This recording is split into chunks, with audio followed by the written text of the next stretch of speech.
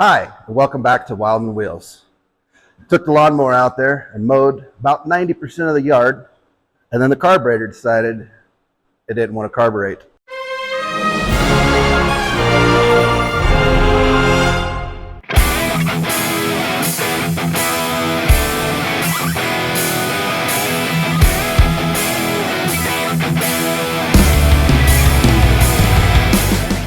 So we got a carburetor rebuild kit, we got a float, and our LED lights and the switch finally showed up in the mail. So we're gonna go ahead and we're gonna do that today, and we're gonna see if we can't get this bad boy running strong once again. I got the tires, ordered the tires off of, you saw them, they're sitting over there. Got them off of the Amazon website. And the back tires, perfect. The front tires, they're 6-inch. And I need 8-inch. Pretty sure the ad said 8-inch. Irregardless, so right now we've got 2 new tires on the old rig here, and I'd order new tires. They'll be in later this week, and next weekend we can mow. That's fine. So we're gonna go ahead and get the hood off here, and then we're gonna get this carburetor off here. I just wanted to show you how easy this hood comes off. It really is a piece of cake. And the modifications that we made to the hood to make it more sturdy doesn't affect the hood being able to come off of the tractor.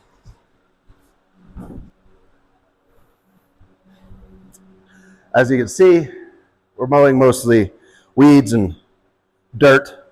So all the hard work we did to make it look nice and clean is destroyed in one afternoon. That's fine. We're gonna go ahead and get this carburetor off.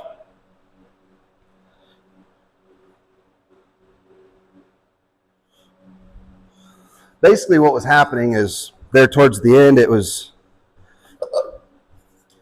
just pouring fuel out of the exhaust. I mean, it was thick. It was choking, burning the eyes. It was bad. And so we're gonna look into that. So I pulled back up to the shop here and figured, well, it's been running for a while, and maybe there's some buildup in there and running some fresh gas through it. It's kind of got some things broken free and cleaned out, and now we're gonna need to go through it and just give the old carburetor a little bit of tune.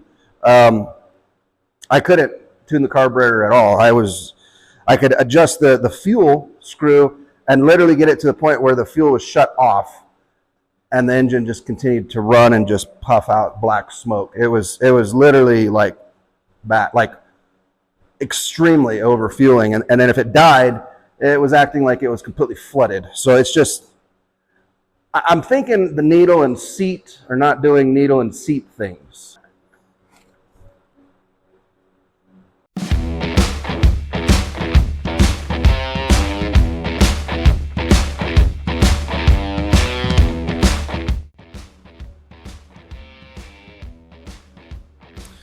It's pretty hot in here.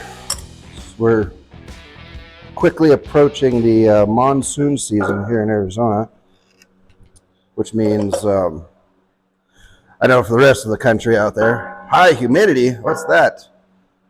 Because to you guys, 85% humidity is normal. For us here in Arizona, it's not. So it's dying of, you know, as soon as it gets above 12% humidity, we don't know what to do with ourselves. We literally keel over and die.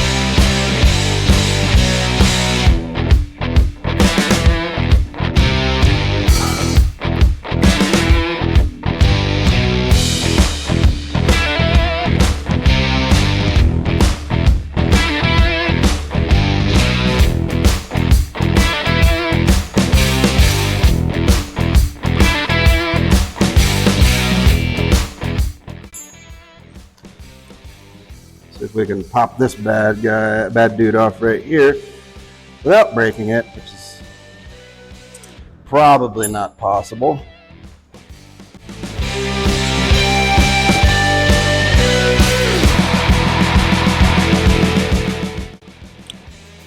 Got those little baby retainer washer clippy doodobs. I don't know what they're called. Got those things, but we got it off.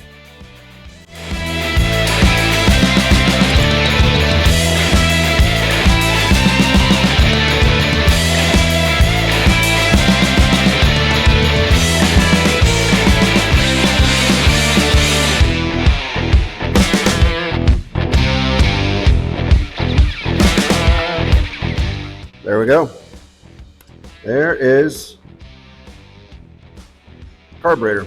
Now, what I did learn about this, because if you look these up online, you're only going to find this section of the carburetor. But if you look right here, there's these two screws, and so you can remove the elbow off the end of the carburetor. And so if you do need to buy a carburetor, you are just going to buy this piece. This is just an adapter, so you can mount your air cleaner on top. So, all right, let's dig into this thing and see, why aren't you working? Why are you being like this? Okay, so first things first, let's take off a fancy watch. We don't need that getting all gummed up. So we're gonna go ahead and clean it. You can use, we're just going to clean the outside. You can use carb cleaner, brake clean, whatever you have. But I got this fancy pants little parts cleaner here. So filled with diesel. I think I showed you guys this before. Picked it up off of the Face Space for $50. And when I got there, the old lady said it was her husband's. He had bought it a long time ago, and it's been sitting in the shop, and he didn't need it anymore.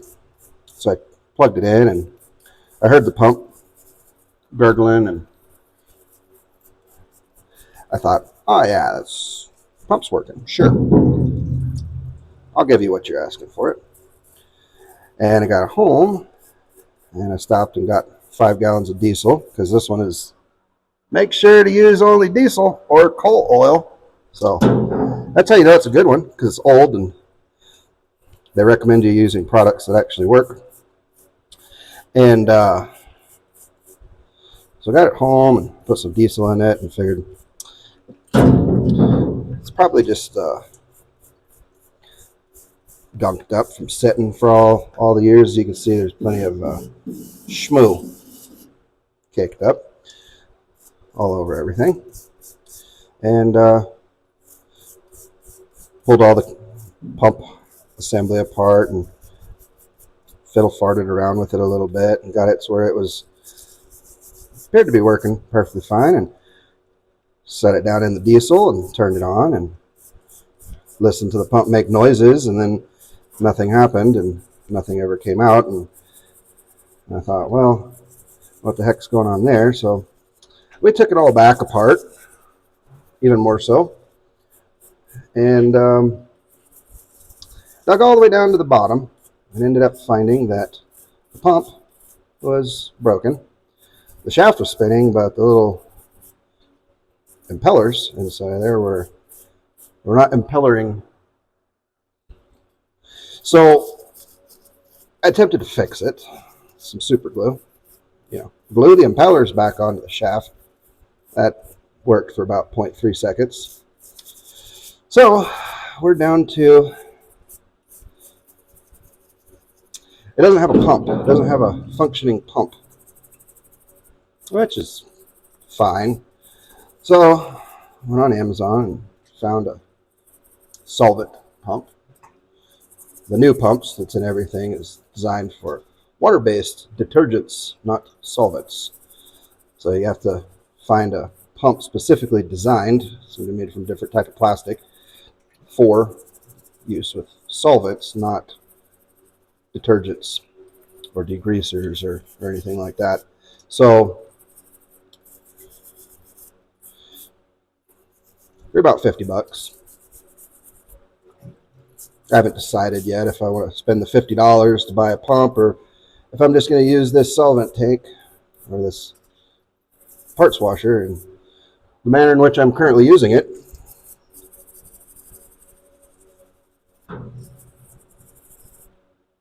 Which seems to me to be working just fine. As you can see, the carburetor is 9,417% cleaner already. And we've been doing this for 12 seconds. We can get to the screws now. Now we got all the gunk off of them. So I think we're making pretty good progress there. All right, let's go get this on the bench and let's start tearing it apart.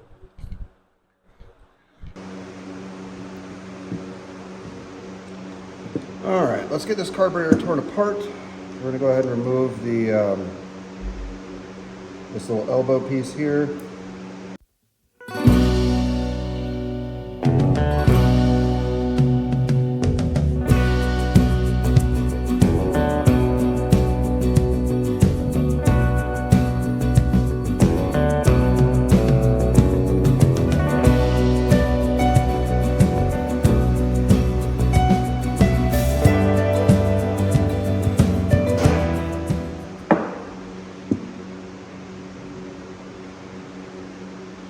There's the choke.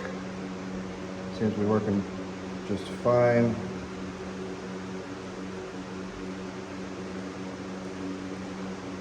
It seems to be working fine. Obviously. Pull this guy off here. Carefully. Got gaskets. We're pulling all those gaskets off. If you know, you know.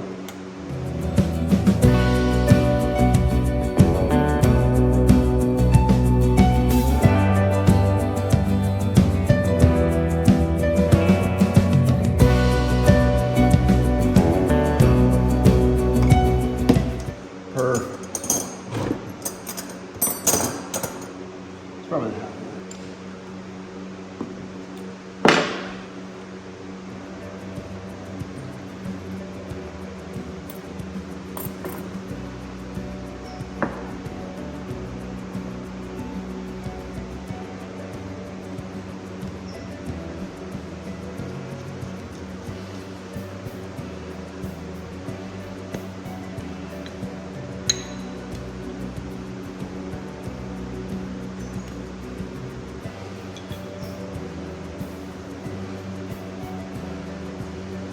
Needle appears to be attached and possibly is floating. I don't know if you can see down inside of here, we actually have quite a bit of crap inside of the bowl, which can really,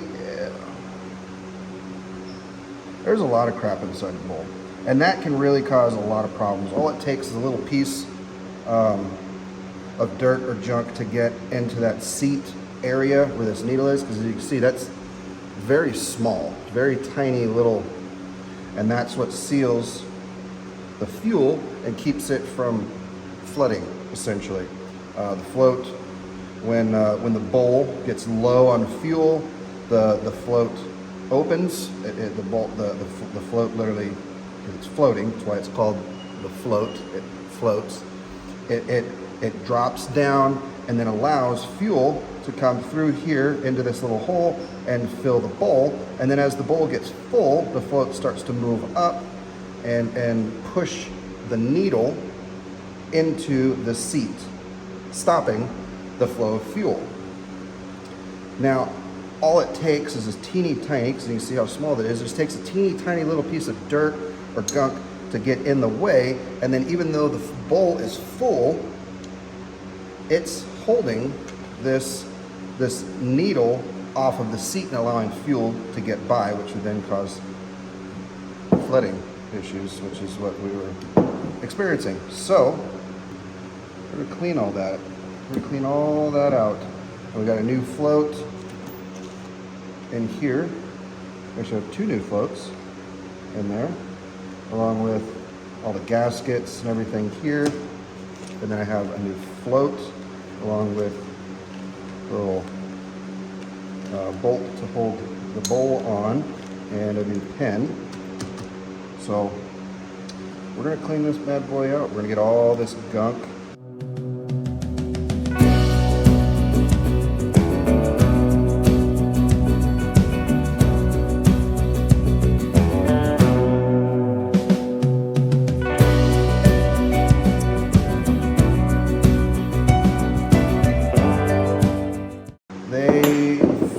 Very low tolerance. Everything's quite a bit smaller. The needle on a car is like 4 times bigger. So it would literally require a piece of grit or grime 4 times the size. You know what I'm saying? Proportionally, a grain of sand can cause this carburetor to stop working, whereas on a car, a grain of sand probably wouldn't. Now, obviously, if it found its way into just the perfect right spot, well then yes, it could.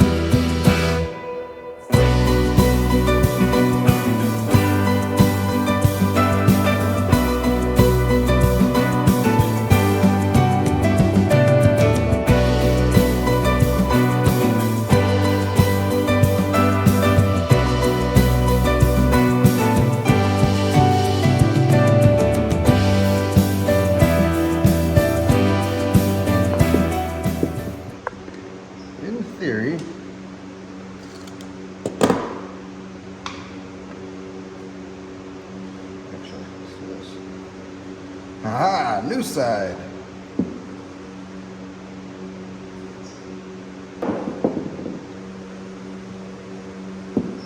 I'm going to pull these screws out.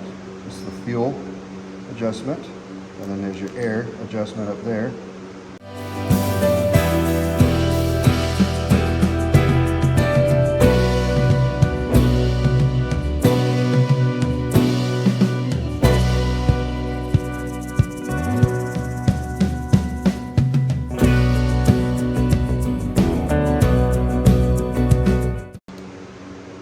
Both of these, we're going to turn them all the way down. They're off position. And then when we go to start it, we'll set it at an initial tune or an initial set, and then going to go from there.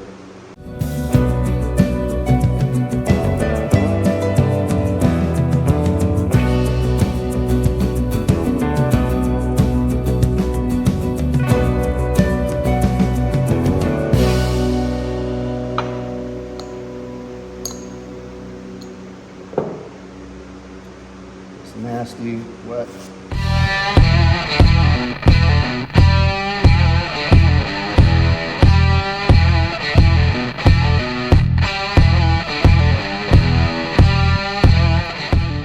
Now, as you can see right here, we did go ahead and went with the Kohler genuine parts. It was the cheapest thing I could find on the internet that would do what I need to do. So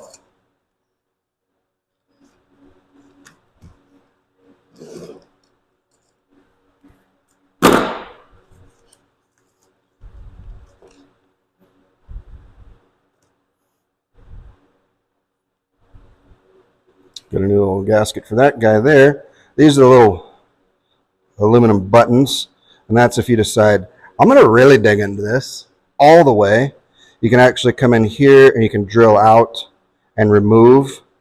Looks like this one has the potential for having, we've got one there, and there should be a small one somewhere. Maybe. Could be one underneath here. And that's where if you were going to like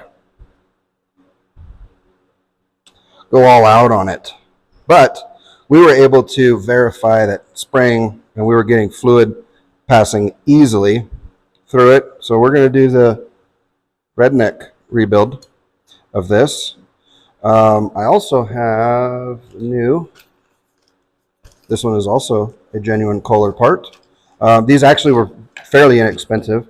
I just did the you go online, look up the model, the engine model number, right? Takes you to a Kohler website. And then you get the part number. Once you have the part number from the Kohler website, then you can go online. Okay, these do have rubber tips on them. Then you can go online and find your parts a little bit cheaper. Now, did they give me two because there's a difference between them? Or they give me two as like, here's a spare. Oh, they did give me two because there's a very big difference. Okay, so this one here,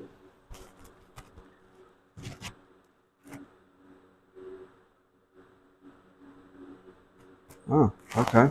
So there's a short one and a long one. So let's look and see what a long one. That's what was in there before. I don't know if you can tell on this one, but it's quite a bit shorter. And this one has a spring on the end of it, as opposed to the little hooky doodabber. So the original one had a little hooky doodabber. So we're going to use the hooky doodabber version.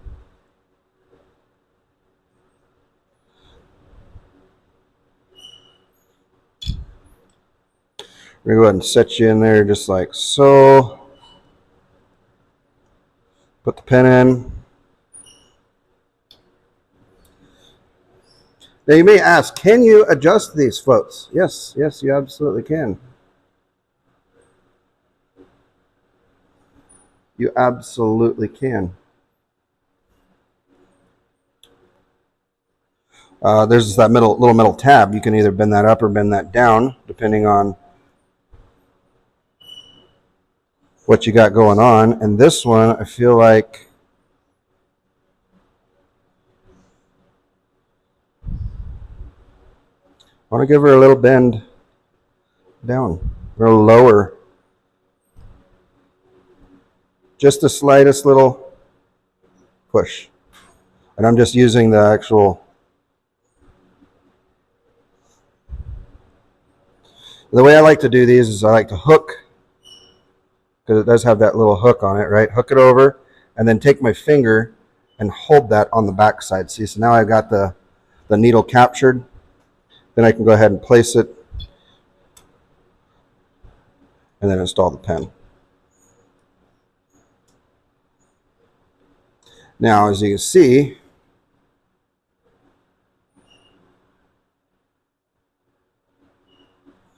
we tightened her up just a scotch, so that ought to help us out a little bit there.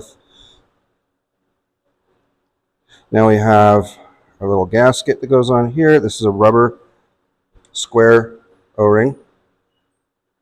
It's going to go on like so.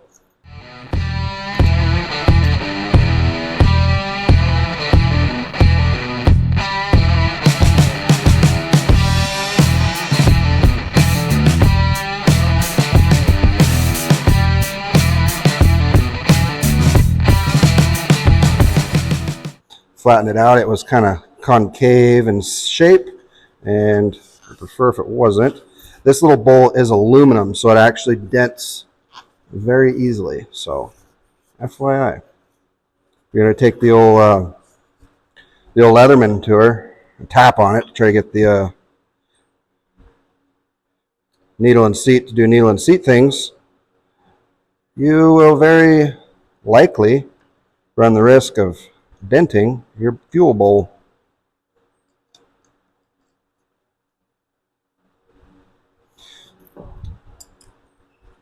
Put a new bolt. Go and tighten that down.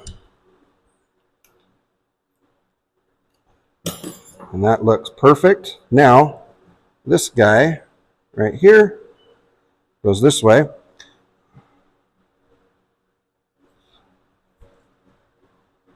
gonna clean this guy out.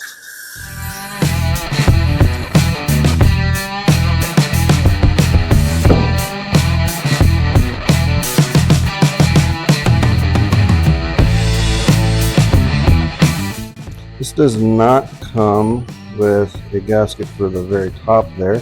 It does come with this guy. It's a very thick gasket, which probably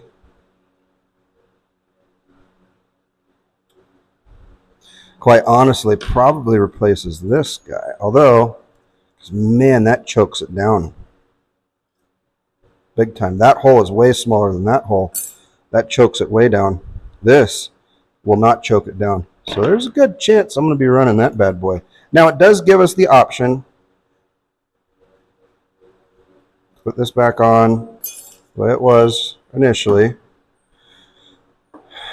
But I am very tempted to not run this. Now this is going to create, as you can see, it's got kind of some shark teeth around there. That's going to create a swirl. And it's supposed to, the thought isn't to improve the aeration or atomization of the fuel and to have a more even combustion burning process. Because science or something. I don't know. But probably going to not do that. So this guy goes right here. I'm assuming the really long one goes somewhere like so.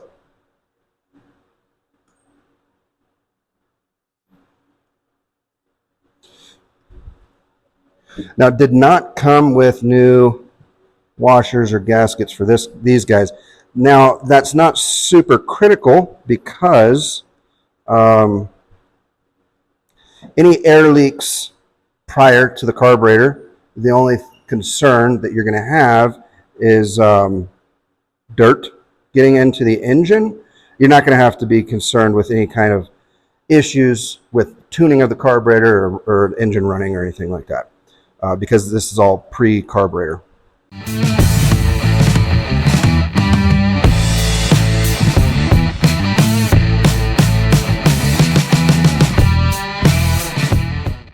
That still moves. That still moves.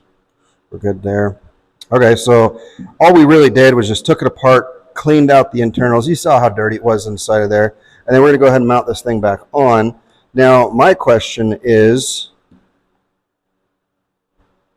I might actually take this guy, this gasket here,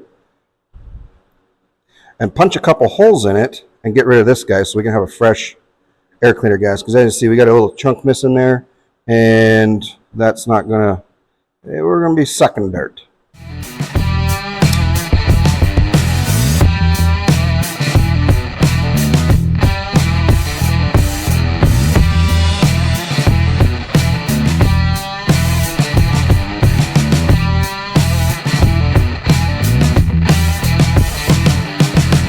Better.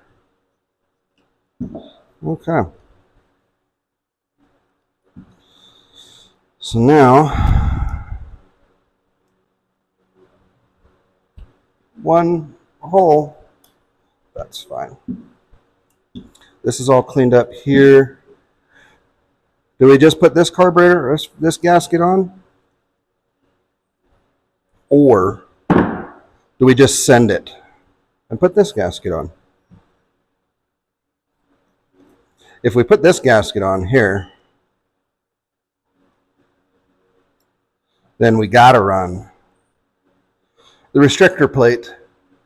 I don't know about you, but now in all seriousness, it's not actually going to create much in the way of restriction, because if you look down in the throat of the carburetor, down inside of there, this opening right here is larger in diameter than about here in the carburetor, in the Venturi section of the carburetor. So does this actually throttle it down? Nope.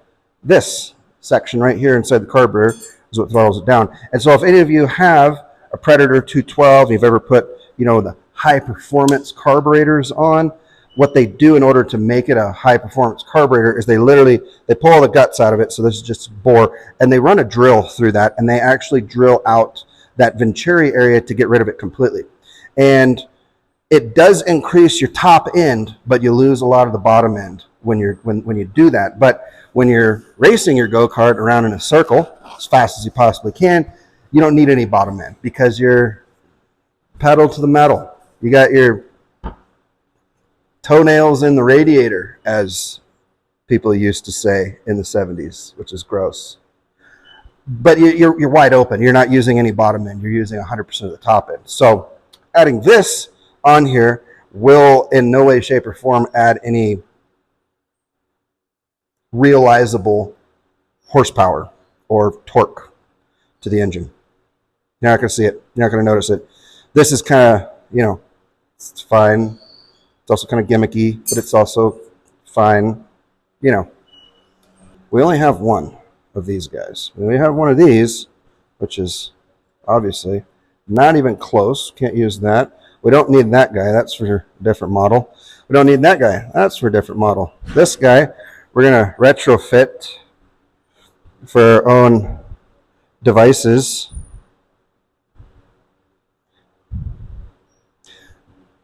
But it's technically not for this carburetor as well. So we're down to,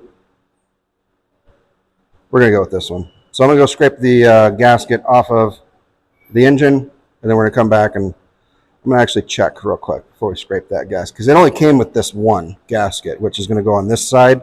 Then this is going to go over it, and that doesn't leave an additional gasket for the engine side. So if I can't fit this over and we have enough studs to clamp it onto the engine, what I like about this one is it's plastic in the middle, so we'll isolate the carburetor from the engine for heat transfer. It'll actually stop heat transferring from the engine into the carburetor. So this is what modern engines generally run, is this. On your little Predators, that big plastic plate that's got the hose, and it's the first thing you rip off. That's what that's for. It's actually to isolate the carburetor from getting any heat transfer into it, to prevent any hydrolocking, or vapor locking, I should actually say, when the engine's hot. So it doesn't degrade any horsepower. If you're putting in a bigger carburetor and the hole's too small, it's plastic. Just drill it out to the bigger hole and then leave that on there. It actually is beneficial. It doesn't rob any horsepower. It's definitely not going to work because I proceeded to break it. So we're going to go ahead and do the right thing, and we're just going to put the original setup back on. Like so. It's got plenty of horsepower, trust me. It's fine, guys. Okay, we got the carburetor back on. Now, what I'm going to do, if you've gotten to this extent where the carburetor is completely out of adjustment, it's completely out of tune, and you need to try to get the thing running again, you've taken the carburetor apart, cleaned it, put it back together, and now you're going to try to get it to run again. It's so far out of tune, it's going to take a minute to get this thing to run. It's not just going to fire right up. So what I recommend is make adjustments and just get the thing to run. It's going to be running terrible. It's going to stink. It's going to be bad. But once it's just physically running, then you can start going through and tuning it in to make it run good. So open her up, make her a little rich. Right now I got the fuel shut completely off. And so it's about right there. There's a half turn. There's one turn. We're going to go one turn on fuel. And I'm going to go, there's closed. There's a half. There's one. 1.5 on air. Is that going to be enough? Probably not. We're going to just start there. So this is going to take a while.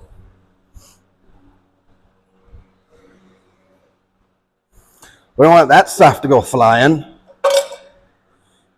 Okay, here we go.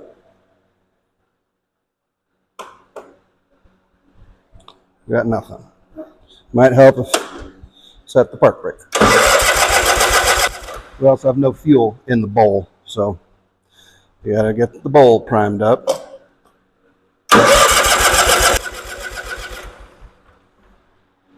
Give her a little shot of carb cleaner.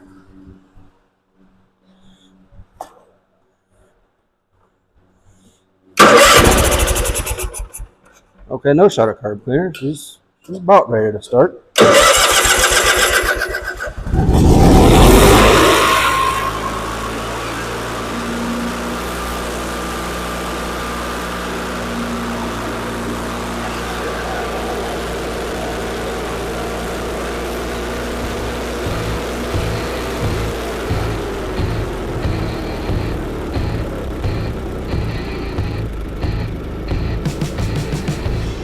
I'm going to start to idle up a little bit high now. I was literally not expecting it to start that quickly.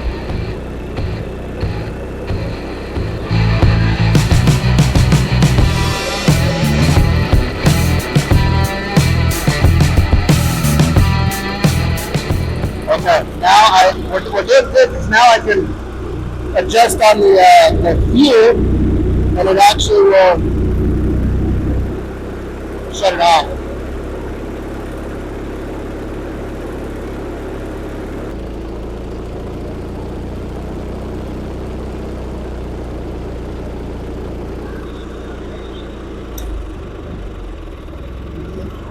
Alright.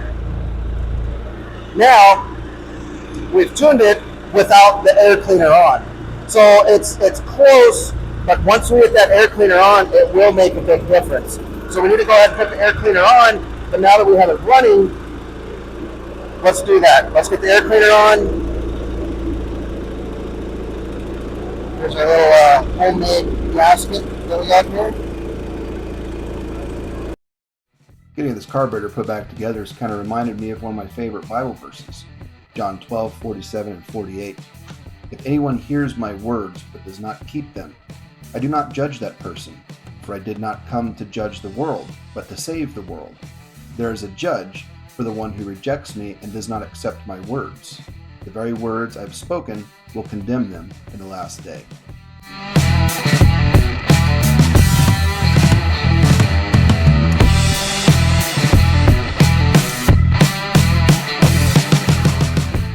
Okay, let's try this again.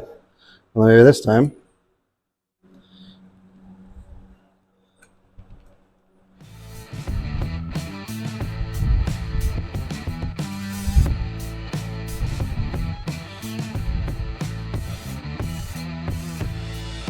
And drop it in there this time.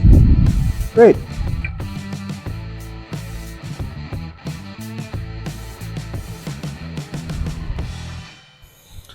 Okay, let's start this bad boy up again.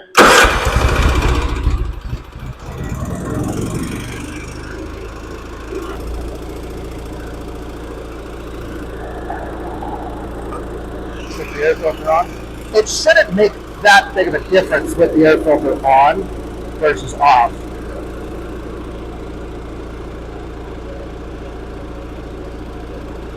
So it's not, catastrophic. If it is, you've got a lot of restriction going through that air filter and you need to look into that. So, air filter's on. Let's give this thing one final tune-up. All right, well, we got it running. We got it running actually pretty good. Got her tuned in there. Beforehand, when I was out there mowing, I could literally shut the fuel screw almost completely off. Like as soon as it bottomed out, the engine just kind of died. But I mean, a quarter of a turn open, and this thing was just dumping black smoke out of it. So something wasn't quite right there. I think it was something to do with the float and the needle. We got a new float. We got a new needle in there. And I can easily control the fuel on it now. All right. We got our light switch here. And it's really hard to install the new light switches on these lawnmowers. You gotta put it in the hole and you gotta, It's installed. I'm gonna come back here and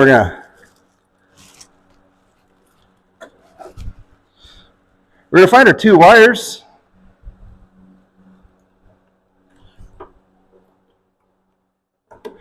We're gonna go ahead and plug the one wire into the one, and then we're gonna take the other wire and we're gonna plug it into the other one. Yep. Mm-hmm. And then light switch is plugged in. That's literally all there is to it. Let's not forget to put our forced air induction. That's not what this is. This little rubber piece. It's actually the little rubber piece that goes into the air filter here, because you got your arrow. You know, align. It says right there, align arrows. And there's an arrow on this. When you put this on, you line it up so that arrow and that arrow are aligned, and then you. The reason for that is because it's taking air that's being sucked into here, and when it's sucked into here, it spins the air, and it actually causes the dirt to get flung to the outside. So this is actually acting as a pre-cleaner, spinning, flinging. You pay extra money for that, and it's built in. So this doesn't have any performance. It just helps clean 99% of the air before it gets the air filter. This little piece of rubber keeps you from having to replace the air filter every 5 hours. It can save you a lot of money, just a little piece of rubber. So if yours has that, if it doesn't, well, good luck finding one. You're not going to find one. I don't think they make them anymore, and you're going to have to evil bay that one. That's all there is to it. All right, let's get the lights, our new LED lights, put into the hood there. Let's see if they turn on. All right.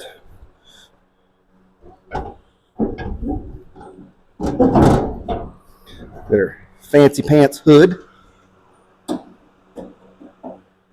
How do these come out of here? I'm assuming you do a quarter turn. Oh, that's nice. It's the glass just came out all on its own. That's fine. It's completely expected. Why wouldn't it?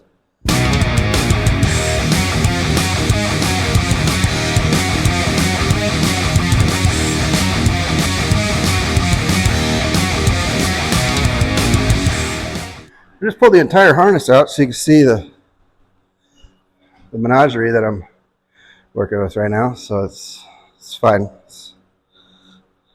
I'm sure that light's probably only been in there for 37 years. Who would have thought? They're like, oh, let me take the headlights out. That it would just, nope. I mean, you knew it wasn't going to work. I did it. I thought it was going to work just fine.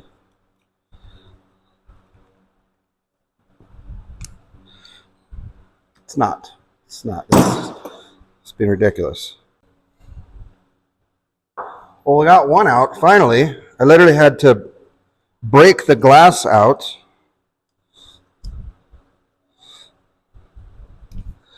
And then literally wad the thing up in order to get it out, which is just, it's impressive.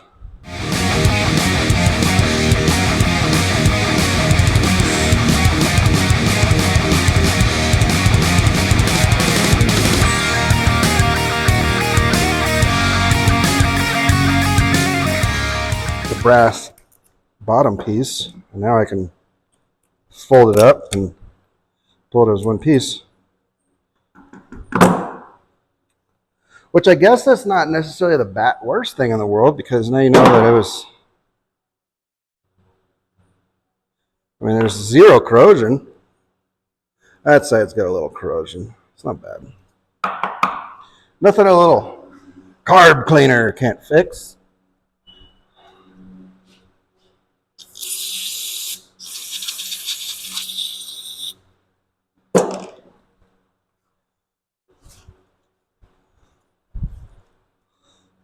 Sandpaper. Where's that 80 grit? No, we're not going to use 80 grit sandpaper. That's clean enough. Okay. So normally you wouldn't have to go through this ridiculous process in order to install your headlights. You should be able to just, you know, quarter turn and they're out. So you can see right here, I went ahead and got these LED lights.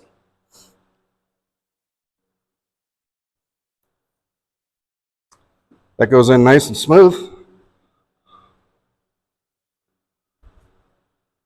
It also goes in nice and smooth. Now, when you're running an incandescent light bulb, it doesn't matter which way you plug the wires in, as long as electricity passes across it. When you come to LED lights, it does matter which way you plug it in. So we're going to plug it in.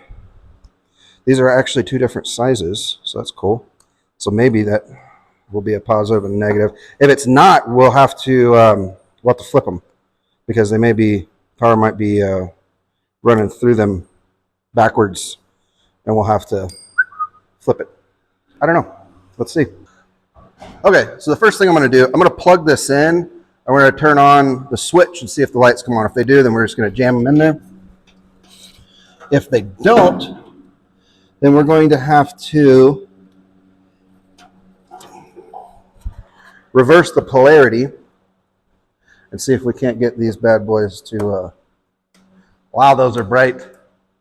They work. Okay, great. Let's jam them in there.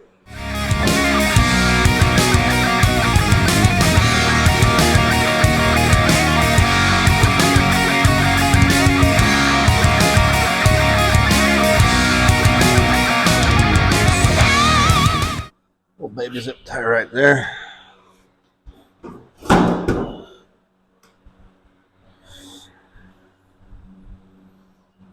I think you guys check this out. Looks pretty good. Let's get her charging.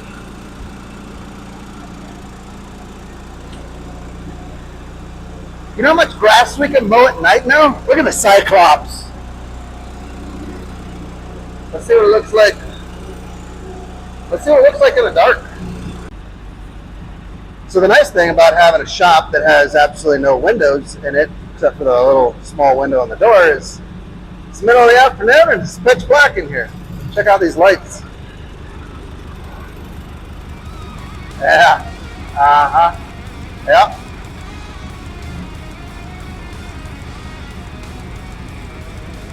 You know, I think you could actually mow in the dark with those bad boys. Check them out from this side. Check these bad boys out.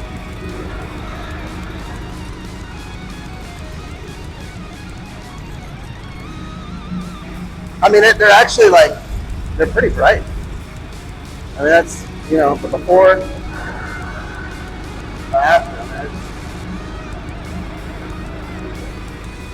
It's impressive, is what I'm trying to say.